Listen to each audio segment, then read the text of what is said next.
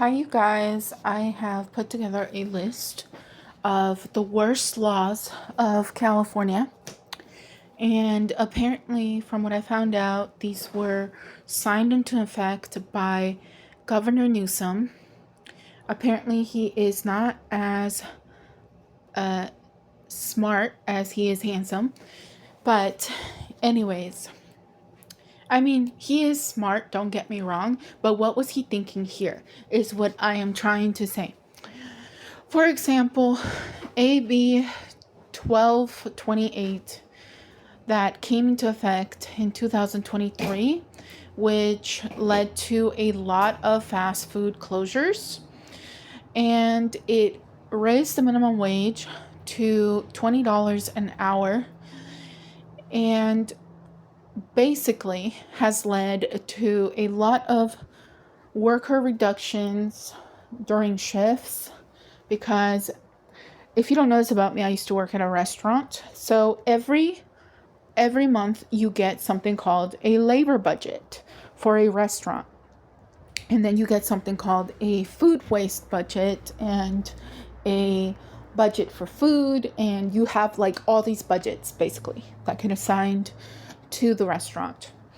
And you have to stay below that budget. So that's why you have certain personnel that works in the restaurant for salary and certain personnel that works in the restaurant hourly. Okay, the salaried employees are like the ones that are cross-trained in absolutely everything in the restaurant. So usually you'd see maybe like a general manager or assistant manager in those types of salaried positions. Okay, so now that we've gotten that out of the way, you can see why these laws are so difficult, because they make it to where the employer has to basically pay about maybe 25 really an hour for the worker, if you think about the fact that they are paying for that social security tax and all the other type of tax. And the idea is great in theory, it's terrible in practice.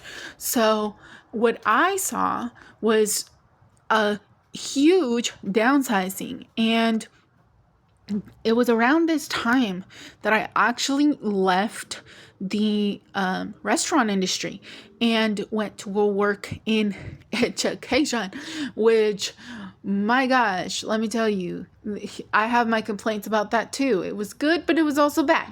Okay, but let's stick to this topic before I go off tangent.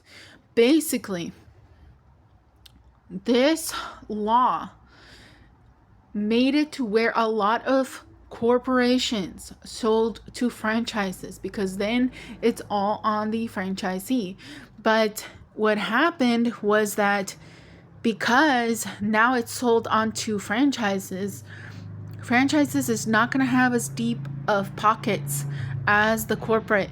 So what happened was that you saw huge staffing reductions, and that's why when you go to some of these restaurants, you are seeing two people on staff, or maybe even just 3 people on staff. And it should really always be 3 people, and I'll tell you why. It's because when you give shifts, you give shift breaks.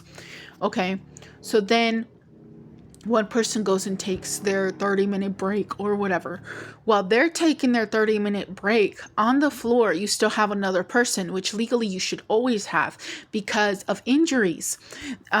Say that you're working with a machine and suddenly something, maybe it grabs like your, what do you call it?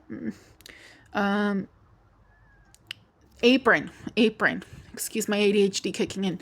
It grabs your apron and pulls you in or something, or something catches on fire, because I used to work with fryers and all sorts of things, and we had some people that just did not know what they were doing in the kitchen, no matter how much training you gave them. And so you have to be really careful with these machines, and you should always basically have another person there on the floor with you. So it should actually always be 3 people, but they would always get away with trying to have 2 people. Why? Because the salaried employee usually didn't want to come in because they thought it was all going to be okay, and they just didn't want to come and, do their job because they're usually either the most overworked person or the person who just doesn't want to work at all, if we're being realistic. And what happens is that you get these dynamics where you get completely understaffed and the service suffers. The amount of customers that are going to want to come in it's gonna go down. So in the end, understaffing doesn't lead to a better quality of service. It doesn't lead to a better, what would you call it? A faster service. It doesn't lead to a faster service because now you're down a bunch of people. And a good kitchen, even if it's a small kitchen that doesn't even have a drive-through, would take about 14 to 9 people. And every position, especially if you've ever worked for fast food, every single position has a name. And it'll say like position 1, position 2, position 3. And every single position has, it'll say what you need to be wearing, what you need to be, if you need a headset, what you're going to be doing, if you need to be watching the lobby, if you need to be watching the door, if you need to be watching, if cars are coming into the drive-through. There's a very specific way that kitchens are made, especially if it's fast food. Like they'll put the sink next to the drive-through window so that the person can wash their hands more often, so they don't have to run all the way to the back of the kitchen. Although I've seen somewhere that you have to run all the way to the back of the kitchen, and it's like, who designed this? They definitely weren't thinking. But yeah, for that reason, I myself am gonna rate AB 1228 to be one of the most just terrible, thought out laws I've ever seen. And I actually was driving around the other day and happened to see how many empty restaurants there is, and all because, in my opinion, because of this law. And yeah, at some point 20 or 30 years from now, we are going to look back on these times and be like, what were they thinking?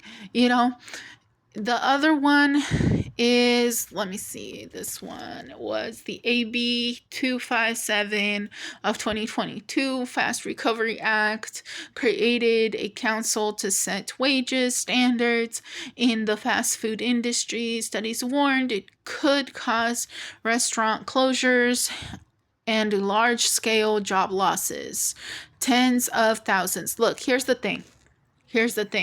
The fast food industry, as much as people hate fast food workers, really, because I worked in that field, and let me tell you, I went from the bottom to second to the top. Okay, second to the top. Yeah, so there's the top dog, and then there was me. Okay, so let me tell you, it is a very, very good industry in the sense that it stimulates the economy a lot. And some of the people who come in there and have their very first job, it's in fast food. And sadly, it has to be it's not necessarily the best job. It's not going to be the best experience, but you will learn a lot. You will learn POS systems. You will learn how to keep it together when people are just absolutely not having their best day, and you will, by the end of it, learn some type of emotional regulation on your own, because your body's gonna have to. And that's the thing that no one tells you. It's like you make it 1 year, just 1 year in fast food can open the door to a lot of other jobs. 1 year in restaurant work can open the door to a lot of other jobs, right? And for that reason, it's why I think that this law is just, nobody was thinking, no one was thinking what it was going to do to the economy, to unemployment rates. I don't know if you've tried to get a job out there right now, but a lot of students are struggling because they have to deal with the every semester they get maybe a class that's, easy, and then they get the next semester the classes are maybe harder, so now they have to like change their schedule, or they have to take time off. If you work for a fast food place, it gives you that type of autonomy, sovereignty, agency, what would you call it, that type of flexibility. But you go work for retail, and let me tell you, nobody wants to work with your schedule. And I was talking to people at Walmart, and they were like, "Oh, you're a student. You don't have the commitment for this job. You don't have the time for this job. They want you full time, and they want you to be available for overnight stocking, which, like, nobody would mind necessarily doing, but it's like, give them a chance." And they don't want to give them a chance. And that's the problem. There's no laws actually built into letting people have a chance. So in this sense, and they're going to go with the fair and equal. Again, they're going to throw us that fair and equal for who? Let me tell you, fair and equal for who? Because sometimes I just think it's like the whole, like not thought out from the perspective of people who don't have much. Okay. And one thing I'm going to say is it is very important to get your education, because else you're stuck into being at the mercy of the laws constantly. And I mean, you will always be, but sometimes my cat jumping up here, how they will affect you, it depends on, your level of education, and that opens a little more doors for you and helps you in difficult times. So let's go on to the next one. AB5, gig worker law. Yes, it got rid of like remote jobs. Like, what was that one place I tried to get like this remote job, because I was like, oh my god, remote job would be great to finally do something like that, be able to put something like that on my resume. And let me tell you, no one accounts for the fact that there's different personalities in the world, because I am one of those people who absolutely loves change, who loves moving, loves like things like that. And ask me to stay in one place. I think the longest I lived in one place was 80 years. And then in my childhood, the longest I lived in one place was 80 years. And the most miserable years of my life. I kid you not. I am not that person that likes to just sit around in one place for the rest of my life. Like, I like to move around. I like to meet people. I like to change jobs too. Like, I don't understand these people that they go like, I've been at the same jobs for 30 years. I'm like, oh God, like, no. I like to meet new people. I like to go and explore different things because it builds you up. It helps you to gain new skills. And I know for a fact that it does. So here's we go, gig worker, which is where a lot of these other states don't want to work with you because now they don't consider you a freelancer. You're no longer considered freelancer. You're no longer considered 1099er. You're no longer, they don't even want to send you a 1099 because they're that scared. So places like, I don't really want to name names, but I'll just say this. As an illustrator, there's distributors where you can go and you can be like, hey, I want to turn this design. You submit your design, and then they turn that design and put it in. They put all the all the backbone to it, right? So they put all the pasta to it. That means they put all the money into the materials, into everything. They know how to do everything. They got all the POS systems, the brother machines. They've got everything, right? So all you come with is your idea. Like, here is my artwork. It's different, it's new, nobody else is you. And because of that, your artwork is unique. And so they are looking for that, because you're gonna be somebody's niche. You're gonna be somebody's you're gonna be the target market for somebody, basically. So for that reason, they'll be like, oh, like, let's do it. And they approve your design, and your design goes into distribution. And then once it gets into distribution, technically you get a royalty, a small little royalty. And that would be like a freelancer. You're not necessarily doing the business, because you're not selling anything. Really, it's not you selling anything. You gave them your design. Now they decide to sell it. They sell it. It's their thing. And then they're supposed to pay you a royalty. But this law right here that no one thought about, California, one of the most creative places in the world, up there with Nashville, Tennessee, and New York. Here they go, screwing it up for everybody.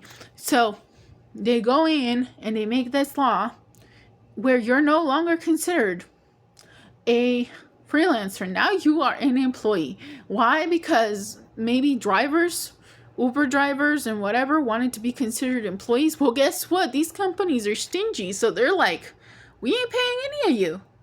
None of you. Because why? Because they're putting all the pasta behind it. They're putting all the idea behind it. So they don't want to pay you. And because they don't want to pay you, they don't send that 1099. They don't send anything. Because they're like, it's without a trace, man. Like, you know what I'm saying? So, this race caused some companies to cut jobs or contracts. Okay, now Proposition 22, app-based drivers. So this would be like, let's see, Uber, Lyft, DoorDash, probably. Companies from AB5 keeping drivers as contractors helped companies avoid cost, but left workers without unemployment benefits or protections, which that's rough, because you're out there driving, right? You got to think about it this way. You're out there driving, even though you might have insurance or whatever. I know one of my Lyft drivers told me that she had been in a car accident a very long time ago, and it'd been like 4 years, and the insurance had not paid out to her. So she and like the two other people who had been passengers at that time, even though it wasn't even her fault, because insurance companies are stingy, and we know how they are. Come on now. So they decided to drag it out. And it'd been 4 years. She had not gotten paid for it. And she told me, because I was saying, yo, your car is so nice. And she said that it was a rental, and that she was like renting it through the Uber, the Lyft, or whatever, because she actually worked for both. But I think I was in Lyft because it's cheaper or something. And I probably was taking that around when I went through a time when I was in a car accident myself. And while I was, I don't know, I went through a time when I was like traumatized to drive, but then I got over it. But anyways, what happened is that they don't pay out right away. And so now these people who work for these companies sometimes have injuries, sometimes have all of these things going on with them, with their bodies, and they can't work. But now they no longer get unemployment benefits, which the unemployment benefits, I'm telling you, some of these companies, they don't even want to pay these unemployment benefits. That actually happened to me, and it was crazy. And then I also had another company that I had worked for that somehow said they were paying me double, and no matter when I called the labor department, no matter who I called, nobody wanted to fix it. Nobody wanted to look into it. I even called the IRS. I was that desperate to find out what had happened and how come this company had reported they had paid me basically like double what they had paid me, but we never figured it out. So anyways, here's the works cited. This is what it is. Those are, in my opinion, the worst laws of California. And yeah, I don't know what they're doing. I don't know what they're thinking. They don't think. That's my opinion about it. They don't think about what they're doing to people. And these laws, I mean, it's like you have to kind of try a law to see like how bad it is. But some of these laws, it's like, bro, come on now. You guys kind of figured, but at the same time, you know, what's that the road to hell paved with good intentions or whatever.